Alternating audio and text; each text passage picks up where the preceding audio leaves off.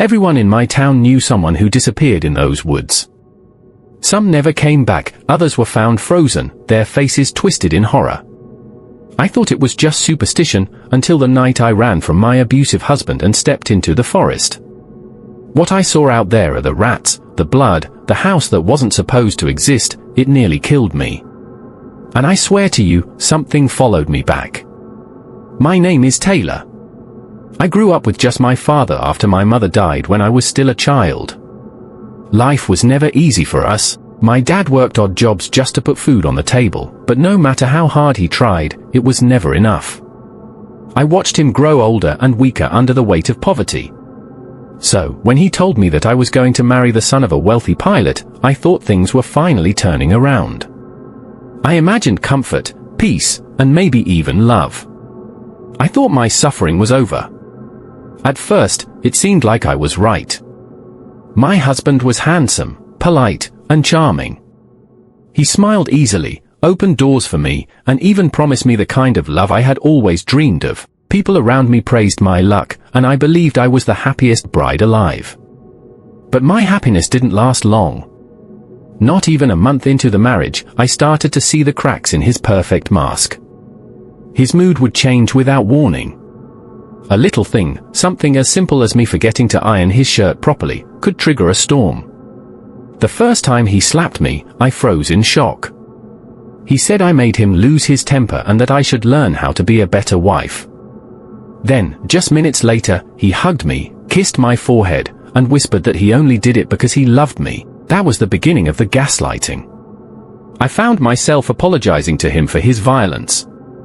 He twisted my mind so badly that sometimes I thought maybe I deserved it.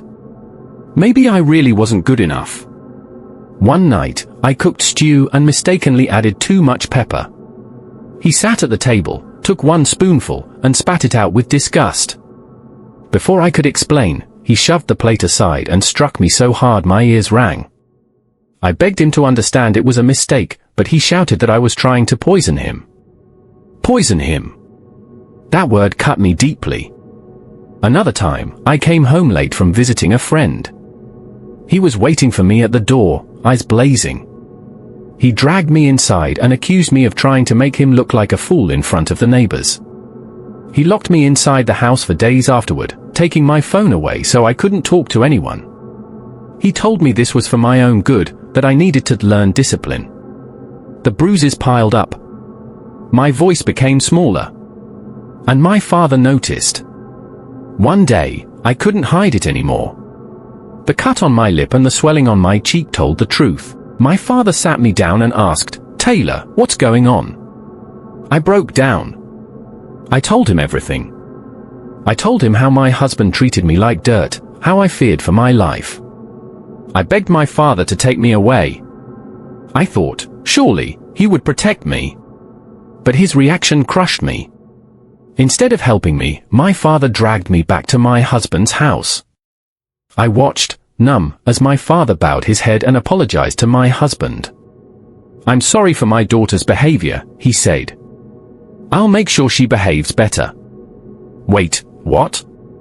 I couldn't believe it. My own father, the man who raised me after my mother's death, chose money and peace with his rich in-law over my safety. In that moment, I realized I was nothing more than a business transaction to him. A bargaining chip in exchange for stability. When my father left, I stood in the middle of the living room, shaking. My husband walked slowly toward me. He didn't shout this time. He didn't raise his voice. Instead, he smiled, a cruel, twisted smile. Then, without warning, he slapped me so hard that I fell to the floor. He bent down, grabbed my chin, and forced me to look him in the eyes. His voice was calm, almost gentle, but every word was like a knife cutting into me. "You belong to me, Taylor. You are my property. You will obey me, and I will do with you as I please." Those words chilled me more than the freezing Nebraska winter wind outside our home. That night, as I lay on the bed with my body aching and my heart breaking, I knew two things for sure: my husband wasn't going to change, and nobody was coming to save me. And for the first time, I began to think of escape. It happened on a Wednesday morning. My husband was getting ready for work. I made one tiny mistake, one I can't even remember clearly now. All I know is that his fist came down on my face so fast that I couldn't breathe. He punched me right in the eye. My vision blurred, and I felt a sharp pain like fire spreading through my skull. When I looked in the mirror, clots of blood were visible in my eye. A black eye. Just like that. That evening, he came home like nothing happened. I cooked for him a simple soup. I set it on the table with shaking hands. He ate in silence. He didn't even mention what he had done that morning. When he finished, he got up, washed his hands, and went to bed. I lay beside him that night, but I couldn't sleep. His snores filled the room, heavy and careless. I turned my face toward him and just stared. How could someone sleep so peacefully after destroying another human being? I felt empty. Lifeless. Like I was already dead. And maybe that's why I did what I did next. That night, in the middle of the cold Nebraska winter, I decided I was leaving. The snow outside was thick, and the air was biting cold, but I didn't care. I packed a few clothes, grabbed a shawl, and pulled on an old winter boot that looked like it would rip apart if I had to run. My hands were trembling as I closed the door softly behind me. The house we lived in stood alone, surrounded by tall, heavy trees. It was the kind of place where silence pressed against your ears. I stepped out into the freezing darkness. The ground was like ice beneath my feet. Every step crunched loudly against the snow. My breath came out in pale clouds, and the wind stung my skin. I wasn't even thinking straight. I just walked. I didn't know where I was going, but I knew I had to keep moving. At first, it felt like I was floating, my body moving while my mind stayed frozen back in that house. I was numb. Numb to the pain in my eye, numb to the cold biting through my boots. But soon, I realized I was no longer on the road. Somehow, I had wandered into the woods. That's when fear began to creep in. The trees around me stretched like black shadows, reaching for the sky. The wind howled through the branches, making them creak like whispers. I stopped and looked around, but everything looked strange, foreign. I didn't know this place. I was lost. Panic clawed at me. My flashlight flickered once and then died. Just like that, I was swallowed in darkness. I stumbled to the base of a weather tree and sat down, shivering. My teeth chattered as I tried to make sense of what I had done. Where was I going to go? Who would take me in? I had no plan, no money, nothing. For a moment, I thought of going back home. Back to the devil I called a husband. At least there I had a roof over my head. But then, another thought hit me: if I went back, I might not survive the next mistake. So I decided to wait, to spend the night under that tree until morning, when I could find my way back or maybe find help. I wasn't afraid of sleeping in the woods. Or at least, that's what I told myself. But deep down, I remembered the stories. The ones I heard growing up, about horrors that roamed the Nebraska woods at night. People whispered about strange figures, sounds in the dark, shadows that followed you, things you shouldn't look directly at. I hugged myself tightly, shivering, trying to push those thoughts away. But then, wait. Did I just hear something? A crunch, the unmistakable sound of footsteps on snow. I froze. My heart pounded so loud it echoed in my ears. Slowly, I lifted my head and peered into the darkness. Nothing. I tried to calm myself, telling myself it was the wind, or maybe an animal. But then I heard it again, closer this time. Crunch. Crunch. Slow, deliberate. Someone, or something, was moving toward me. I pressed my back against the tree, my hand shaking, my breath caught in my throat. The darkness felt alive. And then, through the pale white of the snow, I saw it. A shadow. Standing perfectly still between the trees. It wasn't moving. Just watching me. Everyone in my town knew at least one person who had disappeared in these woods. Some were never found. Some were discovered frozen in the snow weeks later. Others simply vanished without a trace. But the horrors I saw that night were far worse than anything I'd ever imagined. The cold grew sharper as the night deepened. I pulled my cotton shawl tightly around me, hoping for some warmth. It wasn't much, but it was all I had. Exhaustion soon took over, and with my back pressed against the trunk of that weathered tree, I drifted into a shallow, uneasy sleep. I woke up shivering. A slap of icy wind hit my skin, and I reached for my shawl. It was gone. At first, I thought maybe it had slipped off my shoulders while I slept. I bent down, patting my hands through the snow, feeling around for it. But the more I searched, the more my panic rose. There was no shawl anywhere.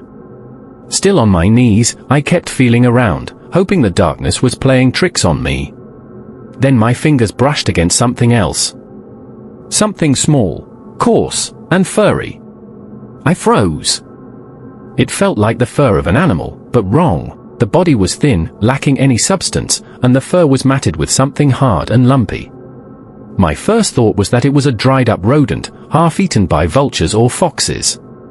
But whatever it was, it made my skin crawl to know it was lying right next to me while I slept.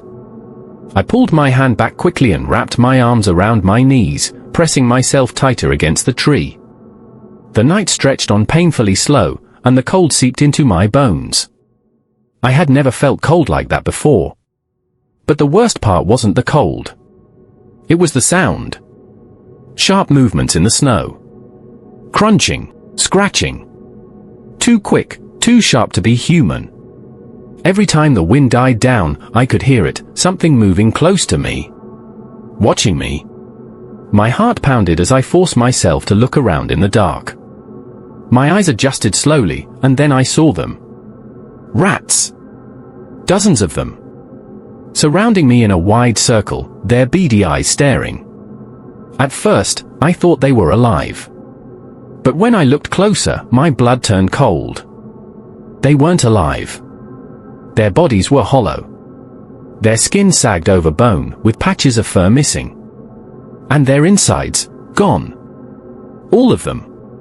Their little stomachs were ripped open, leaving only skin, bone, and the empty sockets where their organs should have been. The snow around them was stained with specks of blood.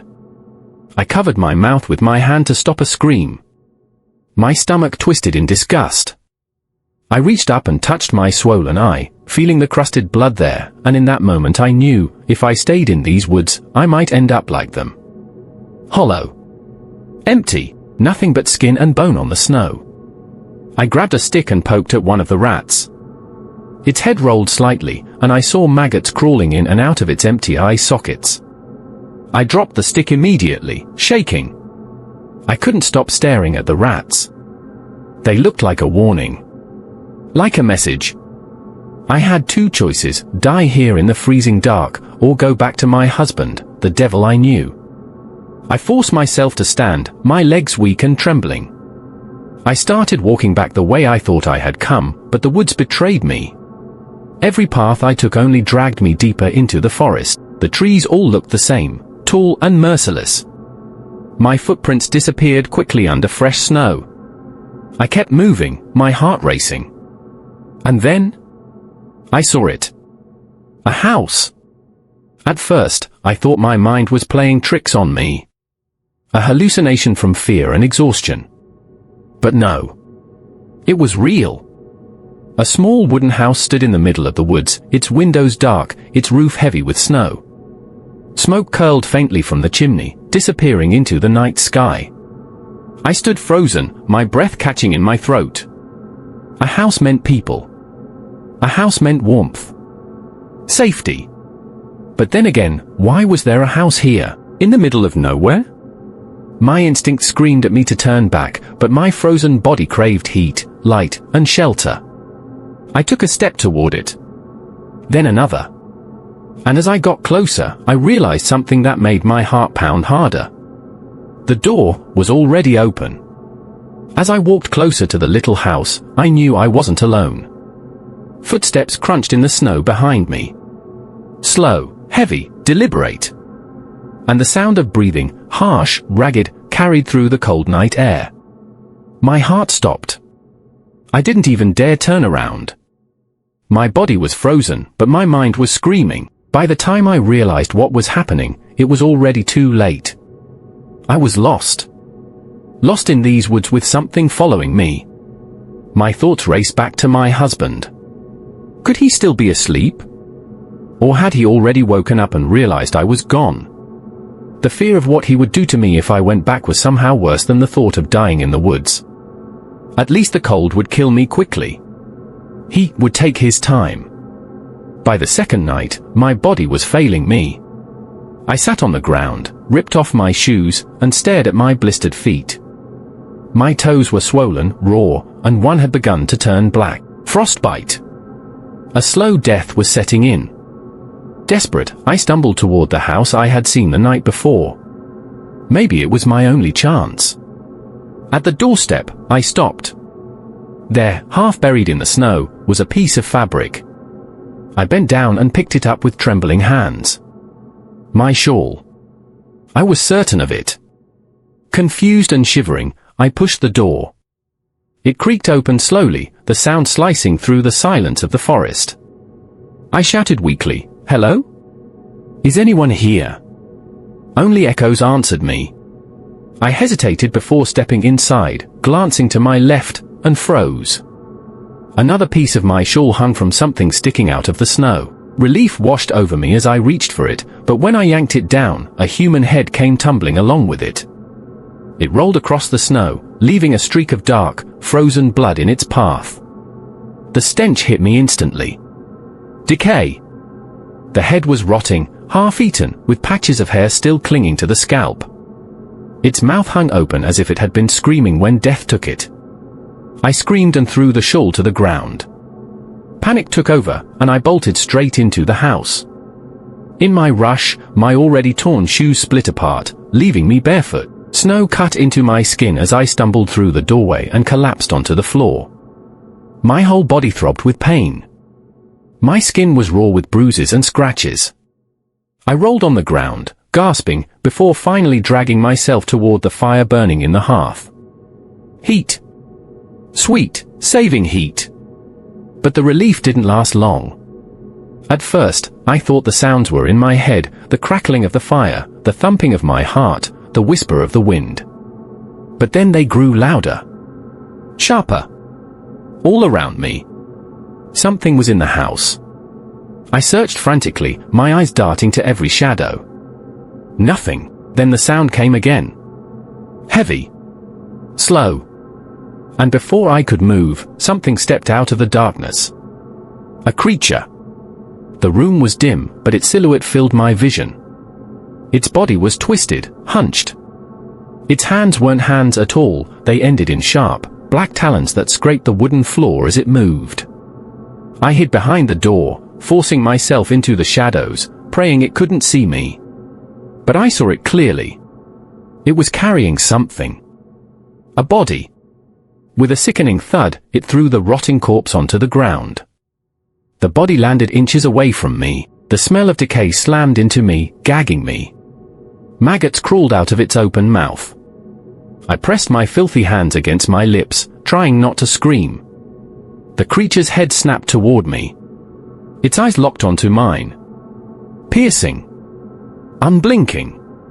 It stepped closer. Each movement deliberate. I was frozen in place. Then, without a word, it bent down, lifted the corpse, and dropped it on me. The weight crushed me. The slimy flesh pressed against my skin. I gagged, fighting the urge to vomit as the stench of rot invaded my nose and mouth. I wanted to scream, to push it away, but I couldn't. The creature just stared at me. Its eyes glowing faintly in the firelight. Then, it turned. And left. I don't remember how long I lay there. Minutes? Hours? When I finally realized I was still alive, I shoved the body off me with all my strength and bolted out of the house. I ran barefoot into the snow, my legs weak, my mind fractured. I didn't know where I was going. I didn't care. I just knew I had to get away. Darkness swallowed me, and eventually, my body gave up. I collapsed in the snow. The next time I opened my eyes, I was in a hospital bed. White walls. Beeping machines. The warm smell of disinfectant. A nurse came in, checked my vitals, and said gently, "You've been asleep for 5 days. A local found you lying in the snow and brought you here. You're lucky to be alive." But the relief didn't last long. The door creaked open. And there he was. My husband. His eyes weren't filled with worry. They were filled with rage. Cold. Empty. I lay there, my body covered in scratches, injuries, and bruises. My voice caught in my throat as the chilling realization sank in. I had escaped the horrors of the woods. But now, I was back in his.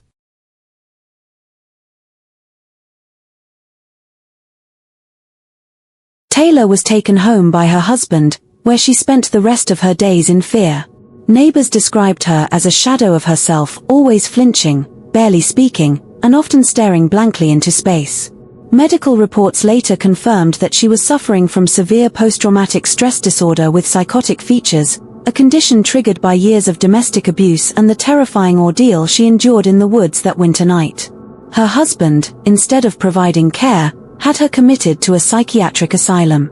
There, nurses noted that Taylor frequently hallucinated. She would run across the ward shouting about dark creatures in the woods, clawed hands, and rotting bodies. At night, she was heard whispering to herself, describing eyes that followed her everywhere. On a quiet morning, as a nurse entered her room for routine rounds, Taylor's lifeless body was found hanging from a rope tied to the ceiling. She had taken her own life. Her death was officially ruled a suicide, but those who knew her said she had been dying slowly long before that day. Her father, who had once tried to convince her to leave her abusive marriage, now lives with the guilt of not saving her. He carries the weight of her last words, "They are coming for me," words she repeated until the very end. For more stories, please subscribe.